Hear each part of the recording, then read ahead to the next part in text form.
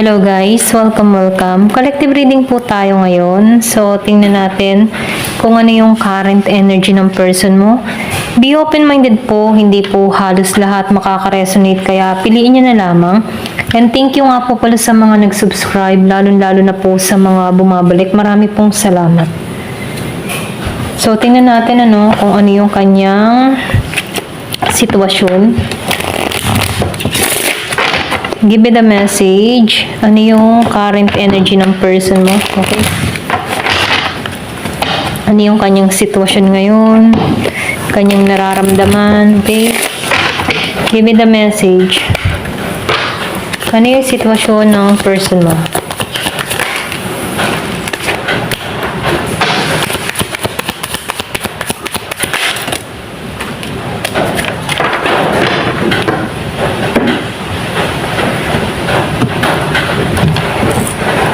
Meron dito engagement ring, Merong mirror, merong camera. Engagement ring. Yung iba sa inyo, engage ka sa tao na to, or pwede rin sabihin na ngako to sa'yo. Ito rin nakikita ko, So, nakikita ko rin dito, meron dito na iniisip, naalala yung nakaraan. Ito lang yung nakikita ko, ship. So, meron dito may distance sa inyong dalawa ng tao na to. Okay, so nakikita ko dito sa mirror, yung self-reflection, okay? Kumbaga sa self-reflection, andun yung inner wounds. Kumbaga yung masakit na iniwang bakas ng kahapon, yung sakit na iniwan. So, nakikita ko dito, meron tong kumbaga dala-dala pa rin ito, okay? Yung mga nangyari sa inyong dalawa, yung hidwaan nyo, yung tampuhan, yung sama ng loob, kung sino man yung naging dahilan sa away or inyong pagkakalayo dito, dala-dala ng tao na to, okay? Andun pa rin, okay? So, nakikita ko dito, yung self-reflection, kumbaga, maybe, kung meron kang nagawa ditong atraso, ngayon nagre-reflect sa kanya, okay? Kumbaga, ngayon niya nararamdaman yung pain. Kumbaga, sariwa pa rin, Yung matibong hindi pa rin nakaka-moving on sa sitwasyon, okay? Ito lang yung nafe-feel ko sa person mo, So, nakikita ko dito yung lungkot, Maybe, kapag naalala ka ng tao na to, nararamdaman niya yung lungkot, okay? Kumbaga, kung nagbabalik tanaw siya sa mga nakaraan, kasi nakikita ko dito merong tumitingin sa larawan, okay? Or pwede rin sabihin na naalala niya yung mga sandali na magkasama kayo, yung masasayang moment nyo, naalala niya to, okay? So, itong tao na ito, sabihin natin na meron siyang natutunan din sa'yo, okay? Sa nakaraan, okay? Kumbaga, tinuruan mo din to, okay? Para malaman yung mga nagawa niyang pagkakamali, ay nagre-reflect, okay? Pwede ngayon nararanasan niyo yung reflection, na kung saan, pwede ngayon niya nararamdaman yung pain na ginawa sa'yo, okay? Kumbaga, dito siya sinisingil, okay? So, nakikita ko dito, itong taong na to, gusto nito na bumawi, okay? Gusto nito ng bagong memories sa inyong dalawa, okay? Kasi marami na tong naranasan sa past, pero gusto niyang bumawi, okay? Kumbaga, itong tao na ito, nagpaplano to. Maybe yung iba sa inyo, meron tong hawak-hawak na singsing, na hindi pa niya ibinigay sa'yo, or meron tong regalo na hindi niya pa naiaabot sa'yo, Pwede rin sabihin na ito yung gusto niya ibigay sa'yo or ipagkaloob, or meron tong gustong gawin sa'yo, i-offer sa'yo. Pero ganun pa man, nakikita ko dito na nahanap to ng tamang timing, okay? Or pwede rin sabihin, nahanap to ng tamang oras, okay? Para sa connection na to, Kasi itong tao na ito, hinahandle niya ng maayos, okay? Kung paano siya papasok sa buhay mo, okay? Hindi to basta-basta papasok ng ganun-ganun lang, okay? Ito rin nafe-feel ko, Kasi itong tao na to, mararamdaman niya lang yung complete niya kapag nakasama ka nito, okay? Yung iba sa inyo, pwede rin marami tong mga pinangako na hindi natupad, na ngayon, handa na siya ibigay ito sa'yo, okay? So, nakikita ko rin dito, yung iba sa inyo, nag-moving on, okay? Meron ditong distance, or pwede rin meron lumayo. Pwedeng isa sa inyo lumayo dito, okay? Kumbaga, kung ano yung mga ginawa niya, na-receive niya rin dito. Okay? Ngayon, dahil dito sa reflection, dahil merong ship, kung ano yung ginawa niya, tinamaan din siya. Okay? So, nakikitaan ko rin dito na itong tao nito, or pwede rin ikaw na mismo yung kumat dito sa connection na to. Pwedeng binalak mo to, hindi mo to pinansin, or hindi mo to kinausap, na kumbaga, itong tao nito, nakikitaan ko dito, dun niya nararamdaman. Okay? Kumbaga, dun niya naramdaman yung kawalan mo. Okay? So, nakikita ko rin dito, gusto nitong bumawi, okay? Bumawi sa'yo. Ayan, ito lang nafe-feel ko. So, lumabas ang mas, hindi to nagiging totoo sa kanyang nararamdaman, Ay, hindi siya nagiging totoo, or hindi siya nagpapakatotoo. Kumbaga, hindi niya sinasabi, okay, yung totoo niyang saloobin sa'yo, okay? Meron siya mga tinatago, or pwede rin pinakikita niya, okay siya, kahit deep inside, nasasaktan siya, okay? Pwede rin meron blockage siya sa throat chakra niya, Give me the message, ano po yung mensahe?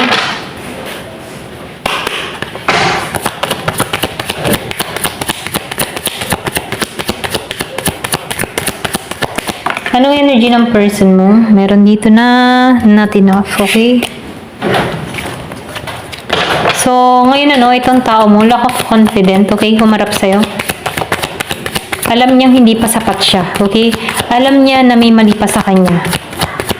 Kumbaga, gusto niya na to, pero alam niya na may kakulangan pa siya, okay? So, may ego to. Nakakaramdam to ng selos.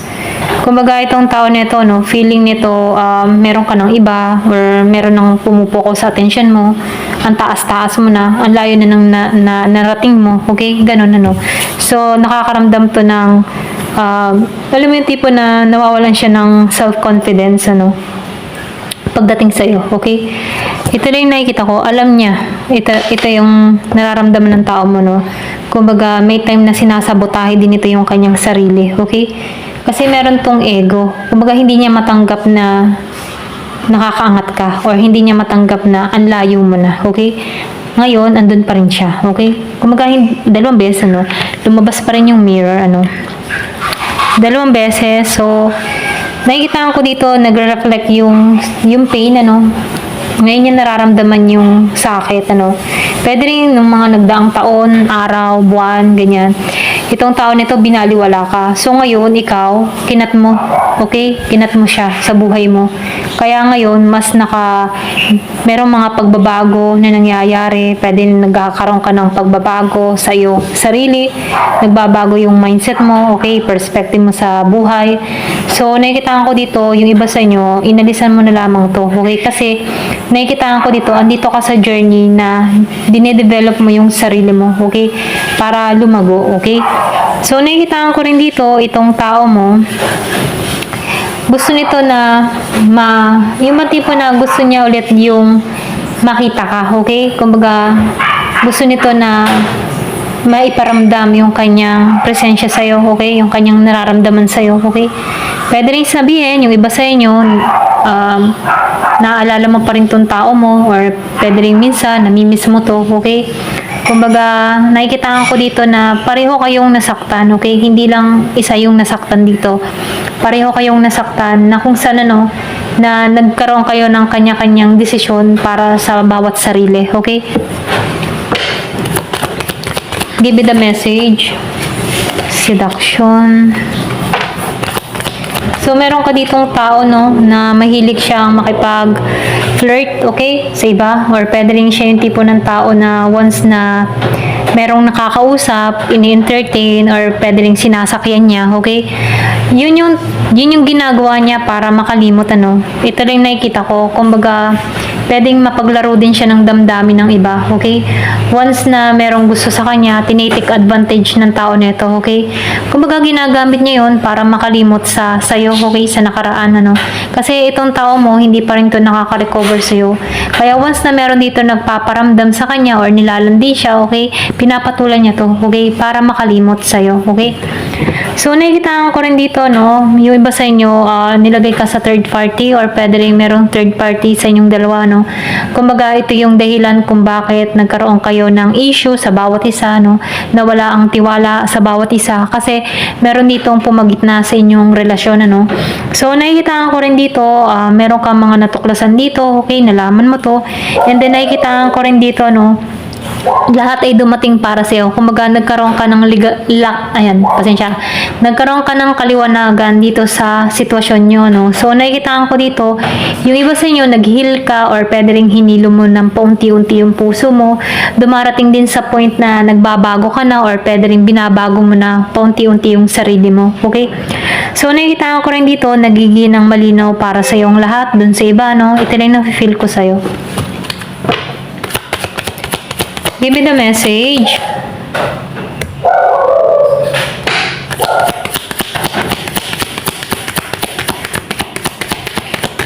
Ano yung energy ng person mo? So, meron ka ditong the golden mirror. 3 beses, mirror. So, itong tao mo kasi, meron siyang pag-uugali, Alam mo yung tipo na may pagka-toxic ito, okay? Na kung saan, ito nakikitaan ko, siya yung tipo ng tao na, alam mo yun, parang nakaka-drain yung energy, Or pwede rin sabihin na di-drain kasi energy ng tao na ito. Once na kasama mo to, pwedeng may hatid na problema, or pwede rin sabihin, hindi ka siniswerte, or hindi ka pinapalad, okay? Yung iba sa inyo, And then, yung iba naman sa inyo, nakikitaan ko dito, tinik advantage ka ng tao nito. Yung bang tipo na naging kang mapagbigay or pwede rin sabihin na binigay mo ng lahat dito pero kinuha niya lahat ng sayo, okay? So, meron ditong one-sided love, okay? Ito lang yung nakikita ko, Kumbaga, yung isa dito ay talagang take lang ng take at yung isa naman dito ay give ng give, So, hindi balance, Nakikitaan ko dito na hindi ito naging patas, sa'yo, okay? Hindi naging balanse yung sitwasyon o relasyon nyo dito, Kumbaga, yung isa lamang yung pumupuno, or ayaw bumitaw sa connection na to.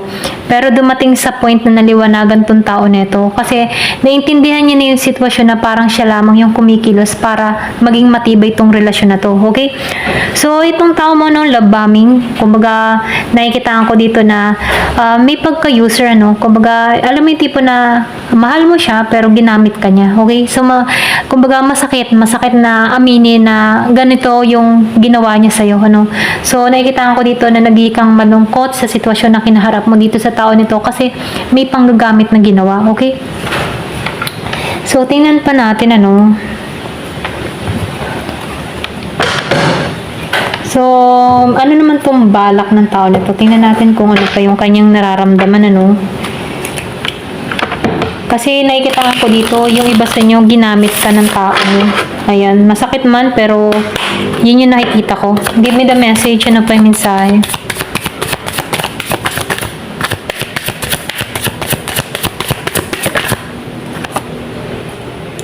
So, ito yung mensahe ng spirit guide mo, Spirit says to trust your intuition. Kumbaga, ikaw mismo ang magpasya dito. Okay? Sundin mo yung intuition mo, sundin mo yung kutob mo, Kasi ikaw mismo yung makakaalam kung ano yung makakabuti para sa'yo.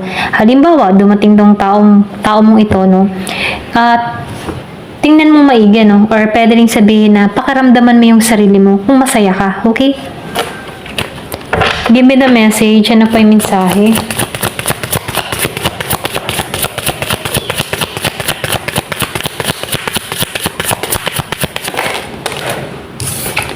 Meron ka ditong try it again. So, meron ditong susubok muli, Or pwede rin sabihin ikaw, yung iba sa inyo, susubukan mo muli ito. Okay? So, piliin nyo na lang, kasi hindi naman pare-pareho kayo ng energy. Okay? Lalo-lalo ng person nyo. Ayan. Meron akong nakita dito, you're on the right path. So, yung iba naman sa inyo, ito yung mensahe, nasa tamang path ka. A few weeks. So, meron ditong few weeks. Pwedeng meron ditong parating or may magmensahe sa'yo or pwedeng merong maganap, Ito na yung nakita ko. Give me the message. Or pwedeng may nangyayari sa'yo nitong few weeks. Okay? Give me the message. Yan. Gusto nitong kumula.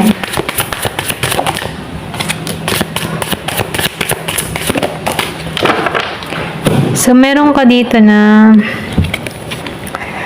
spiritual path is recommended. So, nakikitaan ko dito yung iba sa inyo, kailangan mo dito magkaroon ng pangunawa, lalo na sa spiritual, ano? Kasi, once na ikaw ay aware sa spiritual, matutukyan mo kung ano talaga ang intention ng tao mo sa'yo. Kasi mababasa mo siya, okay? Lalo-lalo na yung mga kinikilos niya, maging sa mata niya, or sa pakiramdam mo, ano? Kumbaga, nakikitaan ko dito na magiging aware ka, or pwedeng sabihin na ikaw ay narito sa path ng spiritual, ano? Yung iba sa inyo, nagiging aware ka at ramdam mo yun na may gift ka, okay? Yung iba, hindi halos lahat sa part na to. So, meron ditong do not give up. So, sinasabihan ka dito, wag kang susuko. Kahit may mga pagsubok kang kinaharap, wag kang susuko, okay? A few months. So, meron ditong few months. Pwedeng may maganap ngayong few months or itong mga nagdaang araw or magdadaang araw, ano. Meron dito, buwan pala. Pasensya na, ano. Nagdaang buwan or darating na buwan, ano. So, nakikitaan ko dito, meron dito magaganap or pwedeng meron parating or pwedeng sabihin na meron pagbabago ngayong buwan na darating, okay? So, meron ditong it's time to do it again. So, meron dito, ito na yung oras para gawin mo muli ito, no? Or sabihin natin, sumubok muli kasi meron ditong try it again. So, nasa sa'yo yung decision, ano? Yung iba sa inyo susugal, yung iba naman ay hindi. So, piliin nyo na lamang yung energy. At kung alam mo kung ano yung makakabuti para sa'yo, sundin mo yung intuition mo. Kasi pakaramdam mo yung sarili mo. Pakaramdaman ba? Okay? Basta magpapasya ka, okay? Pakaramdaman mo, masaya ka pa ba sa tao na to? Okay? Ikaw mismo yung magtatanong sa sarili mo, okay pa ba to? Pero kung halimbawa, may mga question ka, okay? Halimbawa, dumating tong tao mo to sa buhay mo, pero ikaw ay merong parang nangangamba ka, parang may pag-aalinlangan ka. So, ibig sabihin, ano, signal yun para sa'yo na huwag ka nang tumuloy, okay? So, nasa sa'yo, ikaw yung magpapasya diyan, okay? Ikaw makakalam ng kasagutan para sa tao mo ito, okay? Kung mahal mo pa ba talaga to, o ano pa ba, meron pa bang pag-asa, mga ganun ba? So, ikaw yung makakaalam dito, okay? Ito lang yung mensahe, ayan. Thank you for watching. Love and peace.